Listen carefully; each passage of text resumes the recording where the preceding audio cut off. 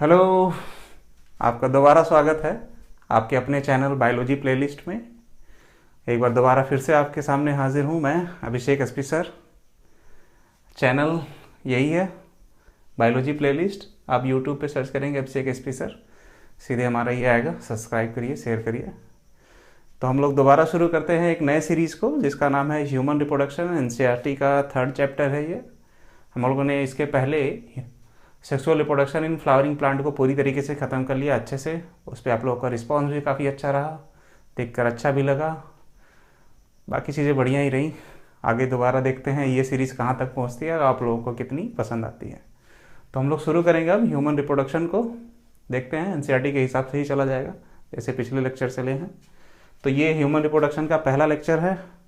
तो चलिए स्टार्ट करते हैं और फिर देखते हैं। समझ में आए तो लाइक शेयर सब्सक्राइब जरूर करिए। और हालांकि ऐसी बात है नहीं कि समझ में नहीं आएगी, समझ तो आएगा पूरा अच्छे से, ये गारंटी मेरी है। चलो स्टार्ट करते हैं ह्यूमन रिप्रोडक्शन को। तो ह्यूमन रिप्रोडक्शन में सबसे पहले हम समझेंगे कि ह्यूमन में रिप्रोडक्शन कौन सा होता है। तो ह्यूमन रिप्रोडक्शन में कह रहा है ह्यूमन बाई पेरेंटल है। बाई पेरेंटल मतलब उसमें मेल फीमेल दोनों है। ऐसा नहीं है कि केवल मेल ही है या फीमेल ही है। मेल बॉडी अलग है, फीमेल बॉडी अलग है। दोनों मिलकर अगले जनरेशन को या न्यू जनरेशन को प्रोड्यूस करते हैं, इसलिए इसको बोलोगे सेक्सुअल रिप्रोडक्शन। तो पहले तो कंफर्म हो जाए ह्यूमन में रिप्रोडक्शन कौन सा होता है। सेक्सुअल रिप्रोडक्शन,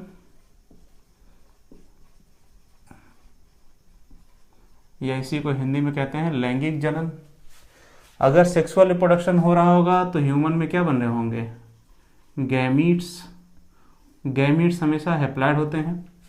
गैमीट्स बन रहे होंगे तो फर्टिलाइजेशन भी हो रहा होगा, जिसमें फ्यूजन होगा किसका, मेल और फीमेल गैमीट्स का।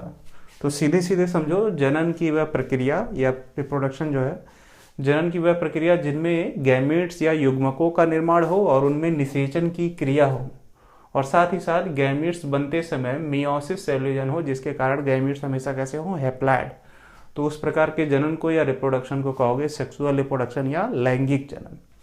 दूसरी चीज ह्यूमन बाई पेरेंटल है, मतलब उसमें एक मेल सेक्स ऑर्गन होगा, मेल सेक्स ऑर्गन, और दूसरा होगा फीमेल सेक्स ऑर्गन।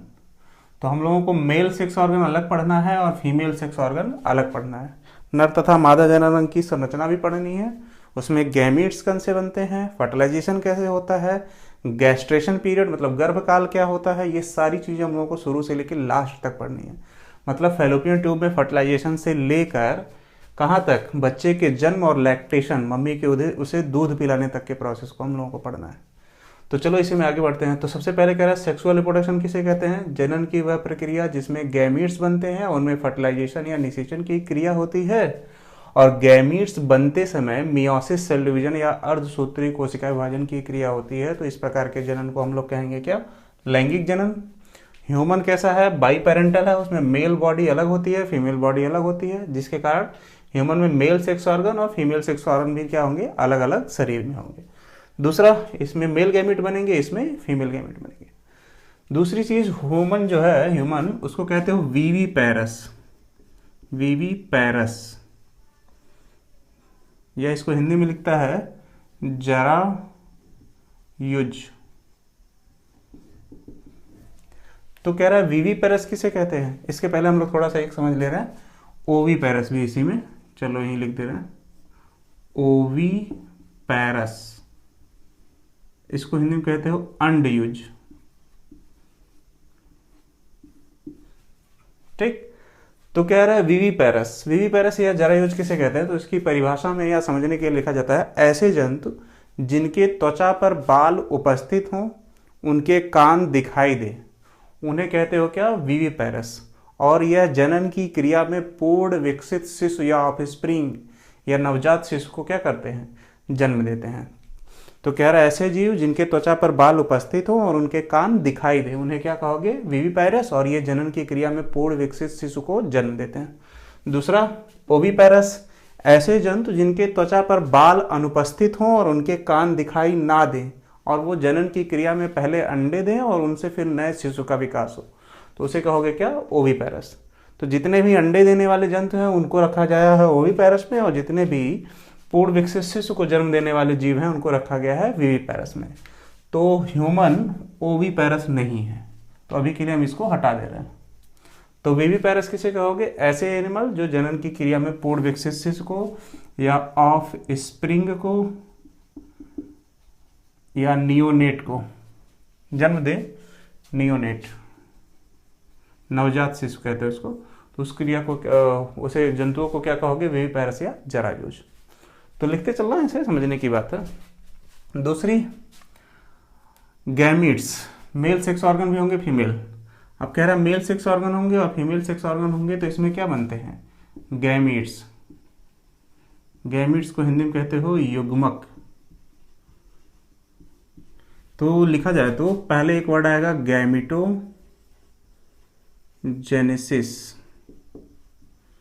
मान लो ये पहला हो गया, ये दूसरी बात इसके बारे में, तीसरी चौथी बात, गैमिटोजेनेसिस।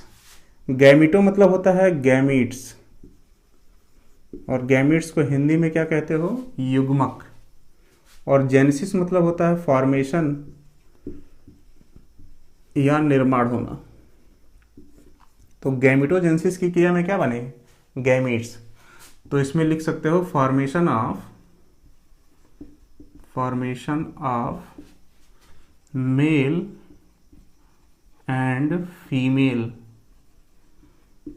गैमीट्स कॉल्ड गैमिटोजेनेसिस, या उसको हिंदी में कहोगे युग्मक जनन।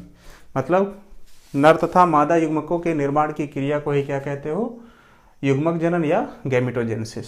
अगर गैमीट्स बन रहे हैं तो मेल गैमीट अलग बन रहा होगा, फीमेल गैमीट्स अलग बन रहे होंगे। तो अगला अगर हम लोग लिखें मेल के बारे में, पुरुषों के शरीर में, तो पुरुषों के शरीर में बनता है क्या, स्पर्म। और स्पर्म के बनने की क्रिया को कहते हो स्पर्मेटोजेनेसिस, जिसमें स्पर्मेटो वर्ड आया है स्पर्मेटोगोनिया से, और जेनेसिस वर्ड आया है फॉर्मेशन। तो उसका अर्थ क्या होगा, फॉर्मेशन। तो जनन की वह प्रक्रिया जिसमें स्पर्मेटोगोनिया नामक कोशिका से क्या बने, फॉर्मेशन मतलब कुछ बने, क्या, स्पर्म, और उसी के बनने की क्रिया को क्या कहते हो, स्पर्मेटोजेनेसिस। तो जनन की वह प्रक्रिया जिसमें शुक्राणुओं का निर्माण हो, उन्हें क्या कह रहे हो, स्पर्मेटोजेनेसिस। अब फीमेल गैमेट्स भी बन रहे होंगे, तो मान लो फीमेल के लिए लिखो, तो कह रहे हो क्या, यहां क्या बनेगा, ओवम, और ओवम के बनने की क्रिया को कहते हो डबल ओजेनेसिस या oogenesis। यहाँ डबल ओ से वर्ड आया है ओवोगोनियम से, और जेनेसिस का मतलब वही है फॉर्मेशन। तो जनन की वह प्रक्रिया जिसमें oogoनियम नामक कोशिका से निर्माण हो, किसका, ओवम का, तो उस क्रिया को क्या कहोगे, oogenesis। इसको कहते हो शुक्राणु जनन, इसको कहते हो अंडाणु जनन। दूसरा, अगर कह रहा मेल और फीमेल गैमीट्स बने हैं, स्पर्म और ओवम के बनने की क्रिया को ही कॉमन क्या कहते हो, गैमिटोजेनेसिस, क्योंकि ये मेल गैमीट है और ये फीमेल गैमीट है जो यहाँ लिखे हो। तो कह रहा है कि अगर गैमीट्स बन गए तो अगला स्टेप क्या होगा, इंसेमिनेशन। इंसेमिनेशन की क्रिया में क्या होगा, इंसेमिनेशन में होता क्या है, जो मेल गैमीट्स है, मेल गैमीट्स मतलब स्पर्म, वो मेल सेक्स ऑर्गन नर जनन अंग से निकलकर कहाँ जाता है, फीमेल के यूट्रस में, गर्भाशय में, और उस जाने की क्रिया को ही क्या कहते हो, इंसेमिनेशन। तो जब पुरुषों के शरीर से गैमीट्स या मेल गैमीट्स, जिसको स्पर्म कहते हैं, वो बाहर निकलता है और मेल सेक्स ऑर्गन से निकलकर कहाँ जाता है, फीमेल के यूट्रस में या गर्भाशय में, तो उस क्रिया को क्या कहते हो, इंसेमिनेशन। अगला देखा जाए, वहां पहुंचा है तो अगला स्टेप होगा फर्टिलाइजेशन। तो जनन की वह प्रक्रिया जिसमें नर तथा मादा युग्मक आपस में मिलते हैं और निषेचन की क्रिया के द्वारा जाइगोट का निर्माण करते हैं, या युग्मनज का निर्माण करते हैं तो उस क्रिया को कहते हो फर्टिलाइजेशन। तो fusion of male and female gametes called fertilisation and form zygote, जो कैसा होगा, डिप्लॉयड, क्योंकि मेल और फीमेल गैमीट्स कैसे होते हैं, हैप्लॉयड। गैमीट्स हमेशा कैसे होते हैं, हैप्लॉयड। और जाइगोट को कहते हो युग्मनज। यूट्रस को क्या कहते हो, गर्भाशय।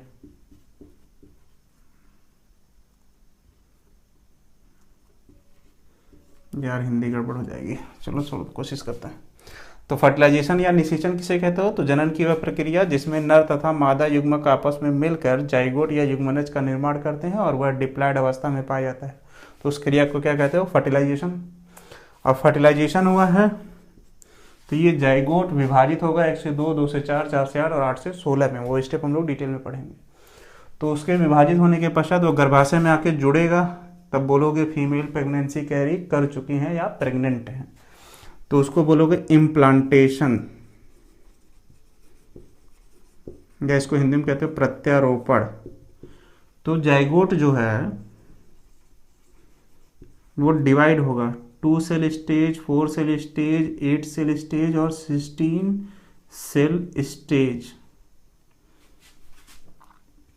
जिसको कहते हो मारुला ब्लास्टुला, वो डिटेल में पढ़ा जाएगा तब देखा जाएगा। फिर ये जाता है यूट्रस, गर्भाशय में एक लेयर है अंदर की तरफ जिसको कहते हो इंडोमेट्रियम वाले भाग से जाकर जुड़ जाता है, और जुड़ने की क्रिया को ही क्या कहते हो, इम्प्लांटेशन या प्रत्यारोपण।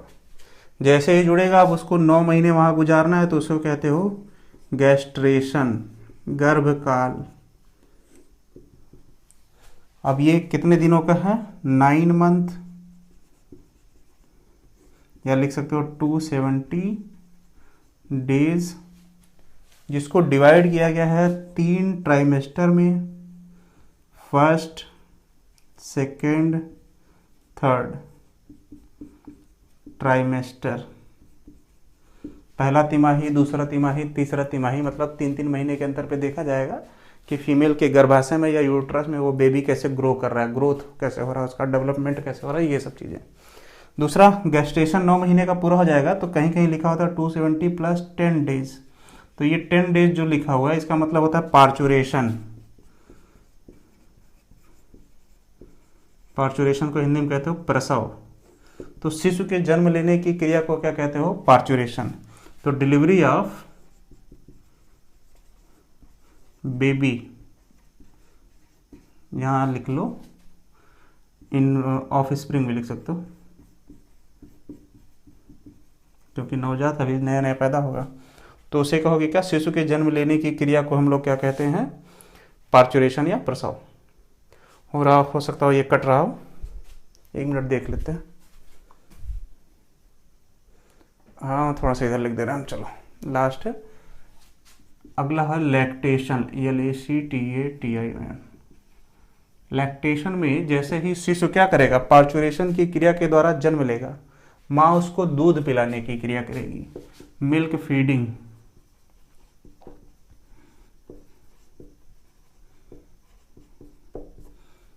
तो उस प्रोसेस को क्या कहोगे, लैक्टेशन। तो शुरू से सेक्सुअल रिप्रोडक्शन से लेके शिशु के जन्म और उसके दूध पिलाने तक के पूरे प्रोसेस को ही क्या कहोगे, क्या, लैंगिक जनन। किसमें, मनुष्यों में। तो एक बार हम इसको दोबारा से रिवाइज कर रहे हैं, ध्यान से सुनिएगा, इसको एक बार लिख लीजिएगा, हम थोड़ी देर के हट जा रहे हैं। बाकी जो चीज़ें अभी हम समझाएंगे उसको ध्यान से बस सुनिएगा, और वीडियो को हो सकता है रोक रोक के लिखने की कोशिश करिएगा, अच्छे से समझ में आएगा। देखो कह रहा है कि ह्यूमन रिप्रोडक्शन के बारे में हमको पढ़ना है। सबसे पहली चीज लिखा है सेक्सुअल रिप्रोडक्शन, तो मनुष्यों में जनन की क्रिया कैसी होती है, लैंगिक जनन। तो पहला क्वेश्चन ये हुआ, मनुष्यों में जनन की क्रिया किस प्रकार से होती है, तो लैंगिक जनन। दूसरा क्वेश्चन ये है कि लैंगिक जनन कहते किसे हैं, तो जनन की वह प्रक्रिया जिसमें गैमीट्स बनते हैं, मतलब नर तथा मादा युग्मकों का निर्माण होता है, और नर तथा मादा युग्मक आपस में जुड़कर फर्टिलाइजेशन या निषेचन की क्रिया करते हैं तो उस क्रिया को कहते हो लैंगिक जनन या सेक्सुअल रिप्रोडक्शन। और गैमीट्स बनते समय हमेशा कौन सा डिवीजन होता होगा? मियोसिस या अर्धसूत्री कोशिका विभाजन। तो ये तीन चीजें अगर उसमें दी गई हैं, गैमीट्स बन रहे हैं, गैमीट्स बढ़ते टाइम पे मियोसिस सेल डिवीजन हुआ होगा या अर्धसूत्री कोशिका विभाजन हुआ होगा, और दोनों गैमीट्स आपस में मिलकर फर्टिलाइजेशन की क्रिया के द्वारा जाइगोट का निर्माण कर रहे होंगे, तो उसे कहोगे क्या? Sexual reproduction. दूसरा, सेक्सुअल रिप्रोडक्शन जब भी मनुष्य में पढ़ोगे तो एक मेल सेक्स ऑर्गन होगा क्योंकि मेल बॉडी अलग है, दूसरा फीमेल सेक्स ऑर्गन है क्योंकि फीमेल बॉडी अलग होती है, और दोनों में क्या बनते हैं? गैमीट्स। और गैमीट्स को हिंदी में क्या कह रहे हो? युग्मक। दूसरा, ह्यूमन जो है वो विविपेरस है। विविपेरस किसे कहते हैं? ऐसे जंतु जिनके त्वचा पर बाल उपस्थित हो, उनके कान दिखाई दें और जनन की क्रिया में पूर्ण विकसित शिशु को जन्म दे, उन्हें क्या कहेंगे हम? विविपेरस। तो मनुष्य क्या है? विविपेरस या जरायुज। और ये जनन की क्रिया में जैसे ही जन्म देता है शिशु को, उस शिशु को कहते हैं ऑफस्प्रिंग या नियोनेट या नवजात शिशु। इसमें एक चीज हम तुमको थोड़ी सा समझा दे रहे हैं, यहाँ अलग कलर से लिख दे रहे हैं, थोड़ा सा यहाँ समझ लो। देखो 9 मंथ का एक प्रोसेस है पूरा, जिसको कह रहे हो क्या? गैस्ट्रेशन। वो पूरा 9 महीने बिता रहा है। तो मान लो ये पहला, दूसरा, तीसरा, चौथा, पांचवा, छठवां, सातवां, आठवां और 9वां, 9 महीना पूरा बिता लिया। तो इसी में शुरू के 2 महीने, मतलब वो 60 दिनों का जब है इंड, दूसरा महीना एंड हो गया, उसको कहते हो एम्ब्रियो। मम्मी के यूट्रस में जब वो ग्रो कर रहा होगा, बेबी भी नहीं कहोगे, उसको क्या कहोगे? एम्ब्रियो। और तीसरे महीने से लेके 9वें महीने तक, मतलब 61वें दिन से लेके 270 दिन तक, इसे कहते हो फीटस, या इसको हिंदी में कहते हो गर्भ, इसको कहते हो भ्रूण। तो भ्रूण कब बोलोगे या एम्ब्रियो कब बोलोगे? 2 महीने का या 60 दिनों तक। 61वें दिन से 61वें दिन से लेके 270वें दिन या बाकी 7 महीनों तक उसको क्या कहोगे? फीटस या गर्भ। और 9 महीने के बाद उसमें होगा क्या? पार्चुरेशन या प्रसव की क्रिया। उसके बाद शिशु का क्या होगा? जन्म हो जाएगा। जन्म के पश्चात उसको क्या बोलोगे? ऑफ स्प्रिंग, या बोल सकते हो नियोनेट, या बोल सकते हो इन्फेंट, या इसको हिंदी में बोलते हो नवजात शिशु। तो जैसे ही जन्म लेगा उसे कहोगे नवजात शिशु। कितने दिनों तक कहते हो? 2 महीने तक। पैदा होने के 60 दिनों तक उसे कहते हो नवजात शिशु। और जैसे ही 61वें दिन में चला गया उसको हम लोग अब क्या कहेंगे? बेबी। तो कभी भी कुछ बात हो रही होगी तो इस वर्ड से रिलेट करना। बेबी लिखा होगा कहीं बुक में तो मतलब वो पैदा होने के बाद 2 महीने से बड़ा हो गया है। नवजात शिशु लिखा होगा तो मतलब पैदा होने के बाद 2 महीने से छोटा है। फीटस लिखा होगा तो मतलब मम्मी के यूट्रस में वो 61 दिन से और 270वें दिन के बीच की अवस्था की बात कर रहा है। और अगर कहीं लिखा होगा एम्ब्रियो, मतलब वो फर्टिलाइजेशन से लेके 60 दिनों तक के बीच की बात कर रहा होगा। तो इसको भ्रूण कहते हो, इसको गर्भ कहते हो, इसको नवजात शिशु कहते हो, इसको शिशु कहते हो। तो इन चारों वर्ड में अंतर समझना। इसको क्या कह रहे हो? भ्रूण। इसको क्या कह रहे हो? गर्भ। इसको कह रहे हो नवजात शिशु, और इसको कह रहे हो शिशु। तो इन चारों वर्ड में अंतर समझना। चलो हम लोग यहाँ थे। ह्यूमन कैसा है? विविपेरस, क्योंकि उसकी त्वचा पर बाल होते हैं और उसके कान दिखाई देते हैं और वो जनन की क्रिया में पूर्ण विकसित शिशु को जन्म देता है, इसलिए उसे क्या कह रहे हो? विविपेरस। दूसरा, विविपेरस होने के साथ साथ कह रहा है इसके शरीर में गैमेटोजेनेसिस या गैमेट्स के निर्माण की क्रिया होती है, जिसके कारण यह क्रिया क्या कहलाती है? गैमेट्स।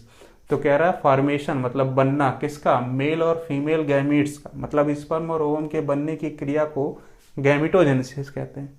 जबकि केवल पुरुषों के शरीर में स्पर्म के बनने की क्रिया को स्पर्मेटोजेनेसिस कहते हैं, जिसमें स्पर्मेटोगोनिया की कोशिका से क्या बनता है? स्पर्म। जबकि फीमेल के शरीर में अंडाणुओं या ओवम का निर्माण होता है और उसके बनने की क्रिया को क्या कहते हो? ओजेनेसिस या डबल ओजेनेसिस, जिसमें ओगोनियम की कोशिका से क्या बनता है? ओवम। स्पर्म और ओवम दोनों के बनने की क्रिया को कॉमन एक नाम देते हो? गैमेटोजेनेसिस। अगला क्या है? जब मेल और फीमेल गैमेट्स बन जा रहे हैं तो मेल गैमेट्स चल के आता है किसके पास, फीमेल गैमेट्स के पास। उसके लिए वो मेल के शरीर से या मेल सेक्स ऑर्गन से निकलकर फीमेल के यूट्रस में जाता है by the help of penis. तो उस जाने की क्रिया को क्या कह रहे हो, इंसेमिनेशन। तो जब पुरुषों के शरीर से स्पर्म निकलकर किसी महिला के यूट्रस में स्थानांतरित होता है या शुक्राणु जाता है तो उस क्रिया को क्या कहते हो, इंसेमिनेशन। या ऐसे कुछ हिंदी में वीर्या करके कुछ लिखा होगा। फर्टिलाइजेशन क्या हो, फ्यूजन मतलब मिलना किसका, मेल गैमेट्स का और फीमेल गैमेट्स का। मतलब स्पर्म और ओवम आपस में मिलकर क्या बनाएंगे, जाइगोट। और जाइगोट हमेशा कैसा होता है, डिप्लॉयड। और गैमेट्स हमेशा कैसे होते हैं, हैप्लॉयड। ये भी ध्यान रखना। तो उसके जाइगोट के बनने की क्रिया को क्या कहते हो, निषेचन। स्पर्म और ओवम के बनने के कह रहे हैं, मिलने की क्रिया को क्या कह रहे हो, निषेचन। जैसे ही निषेचन होगा, निषेचन के बाद वो विभाजित होगा 1 से 2 में। जाइगोट एक सिंगल सेल है। 2 से 4 में, 4 से 8 में, 8 से 16 में। 16 कोशिकाओं की अवस्था। गर्भाशय में 3 लेयर होते हैं। देखो ह्यूमन जो है ट्रिप्लोब्लास्टिक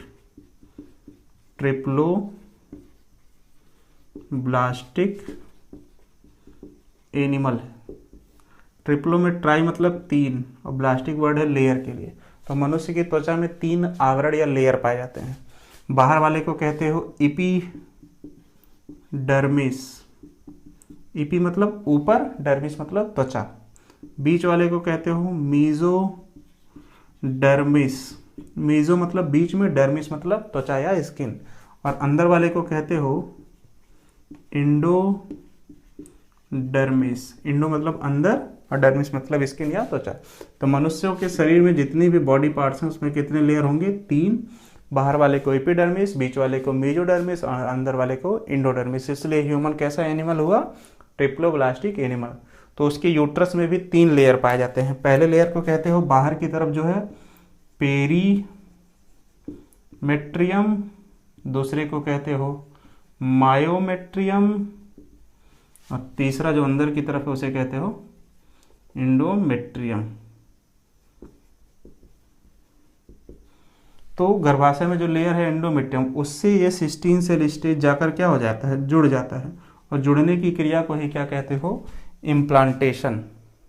तो इम्प्लांटेशन की क्रिया में जाइगोट विभाजित हो जाता है सिस्टीन सेल स्टेज में, और वो गर्भाशय के एंडोमेट्रियम वाले लेयर से या तीसरे लेयर से जाकर जुड़ जाता है। और जुड़ने की क्रिया को क्या कहते हो, इम्प्लांटेशन। जैसे इम्प्लांटेशन हुआ वो गर्भकाल को प्रारंभ करेगा, जिसमें 9 महीने तक वो लगातार सेल डिवीजन करके विकसित हो रहा होगा, जिसमें 270 दिनों का समय लगता है, चाहे 9 महीना कह लो इसको। और कह रहा है उसको 3 ट्राइमेस्टर या 3 तिमाही में विभाजित किया गया है। और इसमें शिशु का विकास धीरे धीरे ऑर्गन धीरे धीरे विकसित हो रहा है। किसी महीने में कुछ बन रहा होगा, ऐसे धीरे धीरे इसको डिटेल में तब देखा जाएगा। और जैसे ही 9 महीना पूरा हो जाएगा, अगले 10 दिनों में उसका क्या होगा, जन्म। और जन्म लेने की क्रिया को क्या कहते हो, पार्चुरेशन। तो शिशु के जन्म लेने की क्रिया को क्या कहते हो, पार्चुरेशन या प्रसव। और जैसे ही जन्म लेगा, माँ उसको दूध पिलाने की भी क्रिया करेंगी, तो उसको दूध पिलाने की क्रिया को क्या कहते हो, लैक्टेशन। तो ये आउटलाइन है एक तरीके से किसका, ह्यूमन रिप्रोडक्शन का, जिसमें इतने हेडिंग हम लोगों को पढ़ने हैं। ये चीज़ भी ध्यान रखना। तो सारी चीज़ें समझ में आ गई होंगी, आशा करता हूँ अच्छा लग रहा होगा। तो इसको एक बार स्क्रीनशॉट लेने की ज़रूरत हो तो ले लीजिए। हम इसको मिटाने जा रहे हैं। हम लोग शुरू कर रहे हैं अब इसको मेल सेक्स ऑर्गन से। चलो मिटा रहा।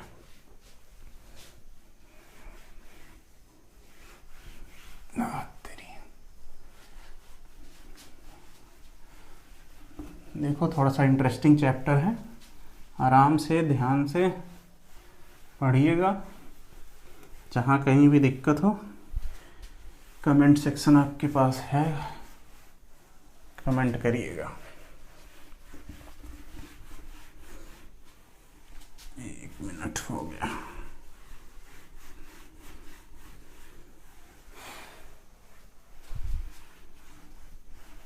चलो यहाँ एक डॉट लगा ले, नहीं तो हम बाहर लिख देंगे। 1 मिनट चेक कर ले। चलो सब सही है। चलो हेडिंग डालते हैं हम लोग, मेल सेक्स ऑर्गन, नर जनन अंग। तो पहले फिगर ही ड्रॉ कर लिया जाए, एक किनारे से शुरू किया जा रहा है। चलो मान लो कह रहा है कि ये क्या है, ह्यूमन का टेस्टिस है। क्या है ये, टेस्टिस। इसके ऊपर एक लेयर होगा ऐसे, चलो डॉट डॉट बना दे रहे हैं, हालांकि ये डॉट डॉट होता नहीं है। ठीक, देखो ह्यूमन में एक टेस्टिस है जो स्क्रोटम, या इसको कहते हो विर्सड कोश नामक थैली में बंद होता है। ये है क्या, टेस्टिस। ठीक, दूसरा पहले बना ही लिया जाए यार, नहीं नाम लिखते चलो। इससे जो नली बाहर निकल रही है टेस्टिस से, उसको कहते हो वास डिफरेंस। तो मनुष्यों में टेस्टिस कितने हैं, 2। कहाँ पाए जाते हैं, स्क्रोटम में। उस टेस्टिस से जो नली बाहर निकलती है उसे क्या कहते हो, वास डिफरेंस। और फिर ये स्ट्रक्चर धीरे धीरे कॉम्प्लिकेटेड होता जाएगा।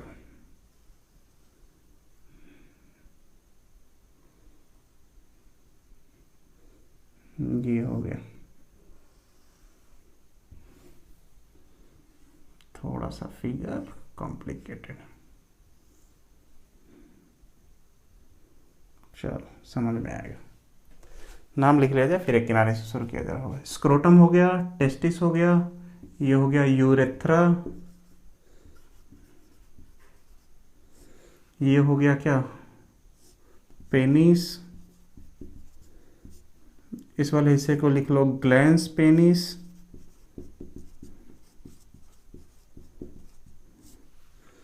इस वाले हिस्से को कहोगे फॉर स्किन। इसको लिख लो सेमिनल वेजाइकल। और यहाँ होगा यूरिनरी ब्लैडर। यहाँ कुछ ग्लैंड्स भी होंगे, इसको मान लो लिख लो बुल्बो यूरेथ्रल ग्लैंड। इसको मान लो प्रोस्टेट ग्लैंड, प्रोस्टेट ग्लैंड। और इसको मान लो इजैकुलेटरी डक्ट। चलो यहाँ लिखते हैं इजैकुलेटरी डक्ट। बाकी चीज़ें तो चल ही रही हैं, ठीक है। चलो, तो कह रहा है कि मेल सेक्स ऑर्गन जो है वो डिवाइड होगा 2 पार्ट में। मतलब मेल सेक्स ऑर्गन पूरा इतना लिखा, मान लो, चलो लिख दे रहा है मेल सेक्स ऑर्गन। इसको डिवाइड किया गया है किसमें, 2 पार्ट में। पहले हिस्से को कहते हो प्राइमरी सेक्स ऑर्गन, और दूसरे हिस्से को कहते हो सेकेंडरी सेक्स ऑर्गन। या प्राइमरी सेक्स ऑर्गन को कहीं कहीं लिखा है प्राइमरी गोनैड्स। तो प्राइमरी सेक्स ऑर्गन हमेशा किसको माना जाएगा, टेस्टिस को। क्यों, क्योंकि टेस्टिस में स्पर्मैटोगोनियम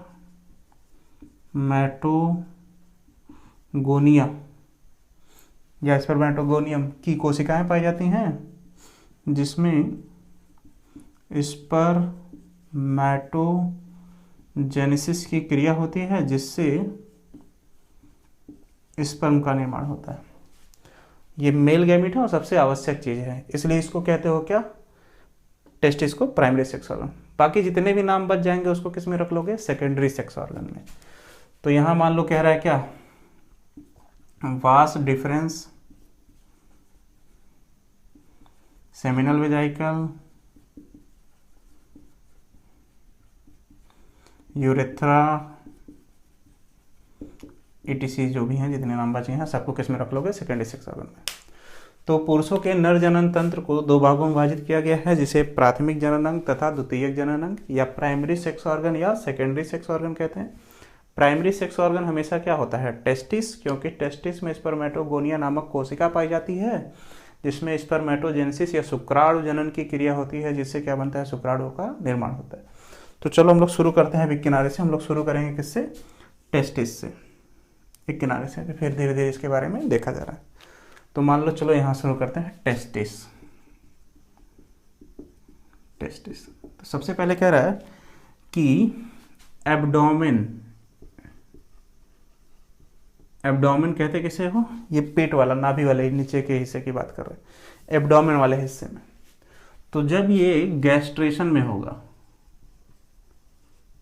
गर्भकाल के समय पर होगा, गैस्ट्रेशन में हो गया, तो एब्डोमेन का जब फॉर्मेशन हो रहा हो तो एब्डोमेन की आउट पाउचिंग हो जाती है, मतलब वो बाहर की तरफ ऐसे वृद्धि कर जाता है शरीर से।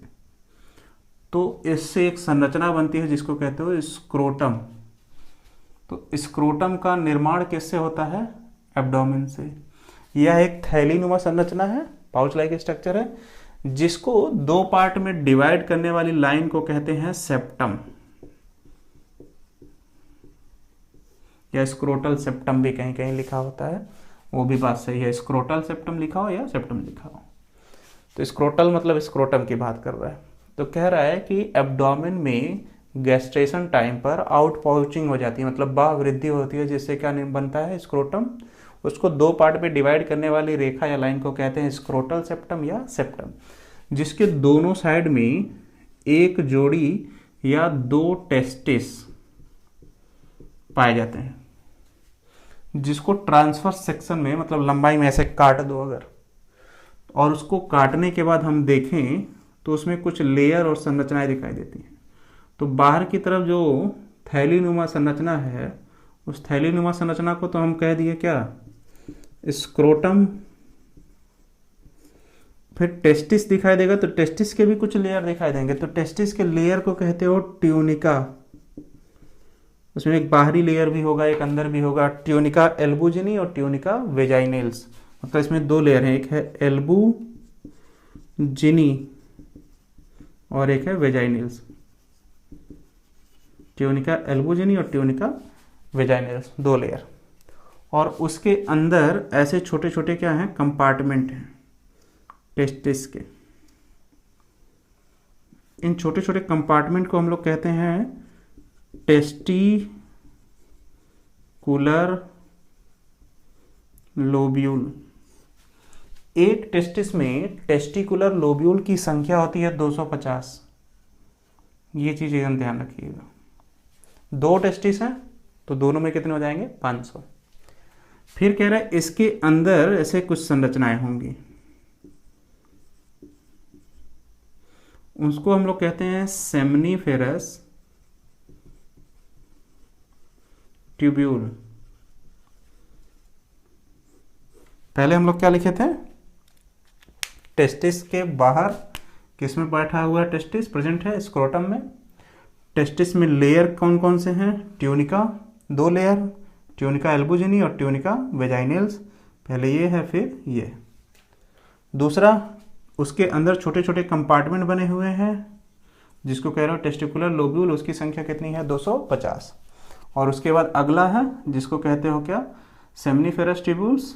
और ये होते कितने हैं, तो एक टेस्टिकुलर लोब्यूल में 1 से 3 सेमनीफेरस ट्यूब्यूल्स पाए जाते हैं। तो अगर पूछेगा एक टेस्टिस में कितने हुए, तो 3 से मल्टीप्लाई करोगे तो 750 आएगा। तो एक टेस्टिस में लगभग 750 सेमनीफेरस ट्यूब्यूल्स होते हैं, और दोनों टेस्टिस को मिला के लगभग 1500 सेमनीफेरस ट्यूब्यूल्स होते हैं। क्वेश्चन हो सकता है पूछ ले। अब कह रहा है कि ये जो टेस्टिकुलर लोब्यूल है, सॉरी सेमनीफेरस ट्यूब्यूल्स है, इसमें से अगर हम 3 कोशिकाओं को बाहर निकाल लें, किसके, सेमनीफेरस ट्यूब्यूल्स के, तो उसके बीच में कुछ सेल्स प्रेजेंट होते हैं। यहाँ इंटरसेलुलर स्पेस जो है उसके बीच में, तो उसके बीच में जो सेल हैं उनको कहते हैं हम लीडिंग सेल। लीडिंग सेल, जिससे एंड्रोजन रिलीज होता है, जो हेल्प करते हैं किसमें, टेस्टोस्टेरॉन हार्मोन के फॉर्मेशन में, और इसे कहते हैं मेल हार्मोन, जो सबसे ज्यादा जरूरी है किसके लिए, स्पर्मेटोजेनेसिस की क्रिया के लिए। अगर ये हार्मोन रिलीज नहीं हुआ तो स्पर्मेटोजेनेसिस नहीं होगा और स्पर्म बनेगा नहीं। तो अगर पूछेगा स्पर्मेटोजेनेसिस की क्रिया के लिए कौन सा हार्मोन सबसे आवश्यक है, तो उसे कहोगे टेस्टोस्टेरॉन। और कहाँ से रिलीज होता है, लीडिंग सेल से। लीडिंग सेल प्रेजेंट कहाँ होते हैं, सेमनीफेरस ट्यूबुल्स के बीच में। और सेमनीफेरस ट्यूबुल्स में दो टाइप की कोशिकाएं होती हैं। उन कोशिकाओं को हम लोग कहते हैं, एक को कहते हैं हम लोग स्पर्मेटोगोनिया, स्पर्मेटोगोनिया,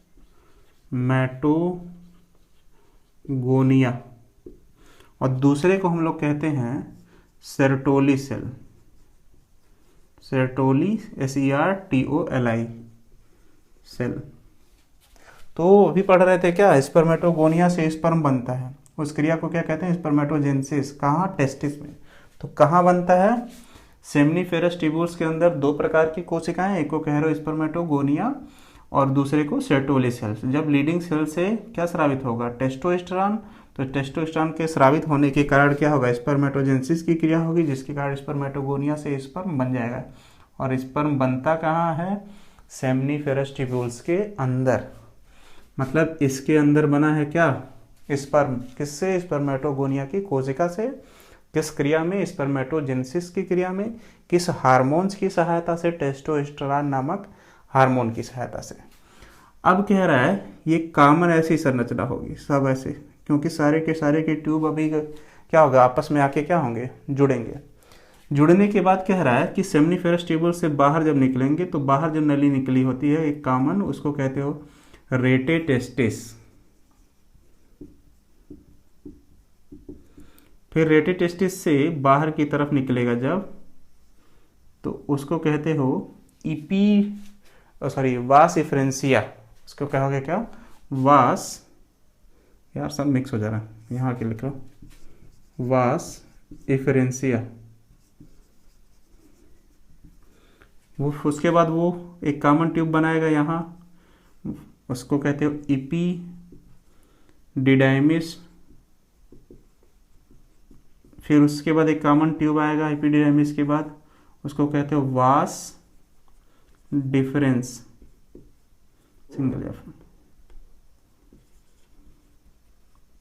तो टेस्टिस को सीधे सीधे समझो, कह रहा है कि टेस्टिस कहाँ प्रेजेंट होगा, स्क्रोटम में। स्क्रोटम का निर्माण किससे होता है, एब्डोमेन से। एब्डोमेन में बाह्य वृद्धि हो जाती है कब, गैस्ट्रेशन या गर्भकाल के समय। स्क्रोटम को दो पार्ट में विभाजित करने वाली रेखा को क्या कहते हैं, सेप्टम। फिर कह रहा है कि जिसके अंदर दो टेस्टिस उपस्थित होते हैं। टेस्टिस के बाहरी आवरण को ट्यूनिका एल्बुजिनी और अंदर वाले आवरण को ट्यूनिका वेजाइनल्स कहते हैं, जिसके अंदर 250 टेस्टिकुलर लोब्यूल पाए जाते हैं। ये कोष्ठक जैसे या चेम्बर लाइक स्ट्रक्चर होते हैं, जिसमें 1 से 3 सेमनीफेरस ट्यूबुल्स होते हैं, और इस सेमनीफेरस ट्यूबुल्स के अंदर स्पर्मेटोगोनिया और सेर्टोली सेल नामक संरचना पाई जाती है। ये स्पर्म को पोषण और न्यूट्रिशन देता है, तो उसको बाद में डिटेल में पढ़ेंगे। दूसरा कह रहा है 3 सेमनीफेरस ट्यूबुल्स के बीच में लीडिंग सेल पाए जाते हैं, जिससे एंड्रोजन रिलीज होते हैं, जो टेस्टोस्टेरॉन के स्रावण में सहायता प्रदान करते हैं। यह एक हार्मोन है जो हेल्प करता है किसमें, स्पर्मेटोजेनेसिस की क्रिया में। अब ये हो गया टेस्टिस के बारे में। अब जो टेस्टिस का तापमान या टेम्परेचर होता है वो शरीर के तापमान से 2 से 2.5 डिग्री सेल्सियस कम होता है।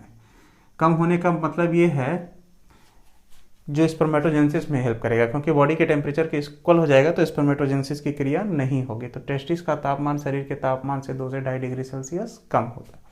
लेंथ की बात करोगे तो 4 से 5 सेंटीमीटर, और अगर कि वाइड एरिया की बात करोगे विड्थ उसका, तो वो भी लिख सकते हो 2 से 3 सेंटीमीटर। एनसीईआरटी के हिसाब से डाटा है ये। अब इसके अंदर हो गया जो होना था, टेस्टिकुलर लोब्यूल ऐसे छोटे छोटे, और उसके अंदर क्या, सेमनीफेरस ट्यूबुल्स। 3 सेमनीफेरस ट्यूबुल्स के अंदर स्पर्मेटोगोनिया और सर्टोली सेल और स्पर्मेटोगोनिया की कोशिका से यहाँ पे क्या बन गया, स्पर्म। यहाँ पे स्पर्म अंदर बनने के बाद कह रहा किससे बना था, टेस्टोस्टेरोन नामक हार्मोन के स्रावण से स्पर्मेटोगोनिया की कोशिका से। ये स्पर्म बाहर निकलेगा तो सबसे पहले कहाँ आएगा, रेटे टेस्टिस। रेटे टेस्टिस से कहाँ आ गया, वास इफरेंस। वास इफरेंस से आएगा कहाँ, इपीडिडर्मिस। और फिर इपीडिडर्मिस से कहाँ आएगा, वास डिफरेंस में। वास डिफरेंस में आया तो पहला मान लो हम नंबरिंग कर लिए, टेस्टिस। टेस्टिस से आया वास डिफरेंस। वास डिफरेंस से ऐसे यूरिनरी ब्लैडर के चारों तरफ से घूमकर होता हुआ आएगा कहाँ, सेमिनल वेजाइकल में। सेमिनल वेजाइकल से एक तरल पदार्थ स्रावित होता है जिसको कहते हैं सीमेन। ये स्पर्म को गति करने में सहायता प्रदान करता है। इसमें कुछ ग्रंथियां हैं, सेमिनल वेजाइकल, प्रोस्टेट ग्लैंड और बल्बो यूरेथ्रल ग्लैंड। इनका अपना अपना एक मुख्य काम है। जैसे कह रहा है स्पर्म जब मेल की बॉडी से निकलकर फीमेल के यूट्रस में जा रहा था इंसेमिनेशन की क्रिया में, तो फीमेल के यूट्रस में कुछ एसिडिक चीज़ें होंगी जो स्पर्म को गति करने में सहायता प्रदान नहीं करेंगी, जिससे स्पर्म नॉन मोटाइल हो जाएगा, मतलब अगमनशील होगा और वो ओम तक पहुंचेगा नहीं। तो इनका हार्मोन्स का कुछ अपना मेजर काम है जो अल्कालाइन नेचर के होते हैं, वो यूट्रस को न्यूट्रल करने का काम करते हैं, जिससे स्पर्म आसानी से अंदर जा सकता है ओवम तक। बाद में इसको देखा जाएगा। तो इससे एक तरल पदार्थ स्रावित होता है जिसको कहते हो सीमेन। फिर ये किसका, सेमिनल वेजाइकल का ट्यूब, और ऊपर से जो ट्यूब घूमता हुआ आ रहा है वास डिफरेंस का, दोनों आपस में मिलकर एक कॉमन ट्यूब बनाते हैं जिसे कहते हैं इजैकुलेटरी डक्ट। और फिर इजैकुलेटरी डक्ट खुलता है कहाँ आके, यूरेथ्रा में। और यूरेथ्रा के बाद ये कहाँ आके खुलेगा, पेनिस में। पेनिस के आगे किनारे वाले सिरे को कहते हो ग्लैंस पेनिस। और फिर कह रहा है वो ग्लैंस पेनिस में जो पोर है उससे वो क्या होगा, बाहर निकल आएगा। और बाहर निकलने की क्रिया को क्या कहते हो, इंसेमिनेशन। एनसीईआरटी में इसके बारे में ज़्यादा डिटेल में नहीं दिया, लेकिन हालांकि हम लोग इसको पढ़ेंगे जरूर। तो फिलहाल अभी तक यहीं इसको ख़त्म करते हैं। तो इसमें अगर समझ में ना आ रहा होगा तो नीचे कमेंट में डालिएगा, इसको अच्छे से समझाया जाएगा। इसको एक बार हम दोबारा रिवाइज कर दे रहे हैं। देखो सीधे सीधे कह रहा है कि मेल सेक्स ऑर्गन को दो पार्ट में डिवाइड किया गया है, जिसे प्राइमरी सेक्स ऑर्गन तथा सेकेंडरी सेक्स ऑर्गन कहते हैं। प्राइमरी सेक्स ऑर्गन टेस्टिस होता है जिसमें स्पर्मेटोगोनिया की कोशिका पाई जाती हैं, जिसमें स्पर्मेटोजेनेसिस की क्रिया होती है जिससे स्पर्म का निर्माण होता है। स्पर्म के बनना मुख्य चीज़ है क्योंकि इसके बगैर जनन होना नहीं है, इसलिए इसको किस में रखा गया है, प्राइमरी सेक्स ऑर्गन में, टेस्टिस को। बाकी जितने नाम बच गए सबको रखा गया किस में, सेकेंडरी सेक्स ऑर्गन में। अब टेस्टिस को बाहर देखा जाए तो कह रहा है टेस्टिस एक कह रहा है स्क्रोटम नामक थैली में बंद होता है, जिसका निर्माण एब्डोमेन वाले भाग से होता है। कब, गर्भकाल के समय, जब वो बाहर की तरफ वृद्धि कर जाता है तो। दूसरा कह रहा है स्क्रोटम को दो बराबर भागों में विभाजित करने वाली रेखा को सेप्टम कहते हैं या स्क्रोटल सेप्टम कहते हैं, जिसके दाएं तथा बाएं भाग में दो टेस्टिस उपस्थित होते हैं। टेस्टिस के बाहरी आवरण को ट्यूनिका एल्बुजिनी तथा अंदर वाले आवरण को ट्यूनिका वेजाइनल्स कहते हैं, जिसके अंदर 250 टेस्टिकुलर लोब्यूल पाए जाते हैं। एक टेस्टिकुलर लोब्यूल में 1 से 3 सेमिनिफेरस ट्यूब्यूल्स पाए जाते हैं, जिसमें सेर्टोली सेल्स तथा स्पर्मेटोगोनिया की कोशिकाएं पाई जाती हैं। 3 सेमिनिफेरस ट्यूब्यूल्स के बीच में लीडिंग सेल उपस्थित होते हैं, जिससे एंड्रोजन रिलीज होता है जो टेस्टोस्टेरोन नामक हार्मोन के स्रावण में सहायता प्रदान करता है। यह एक मेल हार्मोन है जो स्पर्मेटोजेनेसिस की क्रिया में सहायता प्रदान करता है, जिससे स्पर्म का निर्माण होता है। यह स्पर्म सेमिनिफेरस ट्यूब्यूल से निकलकर, मतलब इसको निकलने के लिए एनर्जी की आवश्यकता होगी, तो एनर्जी कौन दे रहा होगा, सेर्टोली सेल, उसको बाद में देखा जाए। निकलकर कहाँ पहुँचता है, सबसे पहले रेटे टेस्टिस में, रेटे टेस्टिस से पहुँचता है वास इफरेंस में, वास इफरेंस से पहुँचता है एपिडिडेमिस में, एपिडिडेमिस से पहुँचता है वास डिफरेंस में। मतलब टेस्टिस से निकल कर कहाँ आ गया है, वास डिफरेंस में। टेस्टिस ये रहा पहला। वास डिफरेंस के बाद ये यूरिनरी ब्लैडर के चारों तरफ से होता हुआ कहाँ पहुँचता है, सेमिनल वेजाइकल में, जिससे क्या रिलीज होता है, सीमेन। और ये सीमेन स्पर्म को गति करने में सहायता प्रदान करते हैं। ये सब ग्रंथियां हैं, सेमिनल वेजाइकल, प्रोस्टेट ग्लैंड और bulbourethral gland. Prostate gland single होता है, बाकी ये दोनों पेयर या जोड़ी में पाए जाते हैं। ये यूट्रस में जो एसिडिटी जैसा नेचर है एसिड वाला, उसको खत्म करते हैं या न्यूट्रल करते हैं, जिससे स्पर्म आसानी से गति करता है। फिर कह रहा है कि सेमिनल वेजाइकल का ट्यूब और किसका, कहाँ गया, वास डिफरेंस का ट्यूब, दोनों आपस में मिलकर एक कॉमन ट्यूब का निर्माण करते हैं, जिसे इजैकुलेटरी डक्ट कहते हैं। इजैकुलेटरी डक्ट जब पेनिस में आता है तो उसे यूरेथ्रा कहते हैं, और फिर ये आगे चलकर एक ट्यूब लाइक स्ट्रक्चर से जुड़ा होता है जिसे पेनिस कहते हो, और उसके आगे किनारे वाले हिस्से को क्या कहते हो, ग्लैंस पेनिस, जिसमें एक पोर होता है जिसकी सहायता से वो शरीर से बाहर निकल जाता है, और इस बाहर निकलने की क्रिया को कहते